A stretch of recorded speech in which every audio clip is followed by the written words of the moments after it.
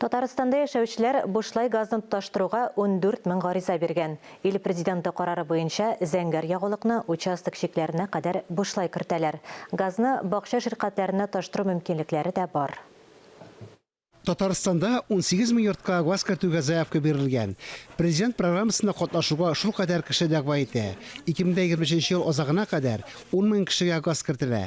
Программа буенча трубаларны җир участогы чигенә кадәр сузалар. Бакчачылык ширкәтләре өчен шартлар башкача. Если он расположен в границах населенного пункта, садово-некоммерческое товарищество и жилой дом зарегистрирован право собственности. Бакчачылык ширкәтләрендә газ кертүнең үзенчәлекләре бар.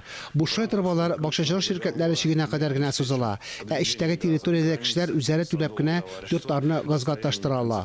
Участок территориясе өчен хуҗа җаваплы. Сайлау мөмкинлеге бар. Коммуникацияләрне өйгә кадәр газ хезмәте яки коммерция компаниясе үткәрә.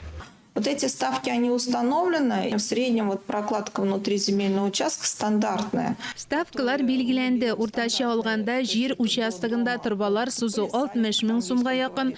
Тагын казан, счетчик һәм плитәгә түләргә кирәк. Бәяләрне карау мөмкинлеге бар. Аз керемле, күп балалы гаиләләр, Бөек Ватан сугышы ветераннарына 80 мең сумга кадәр субсидия бирелә.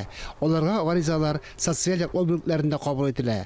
Республикада 600 коммуникацияләргә ташкан. Тоташтыру өчен коммуникацияне дәүләт хезмәтләре порталы яки район газ хезмәте офислары аша җайга салырга мөмкин.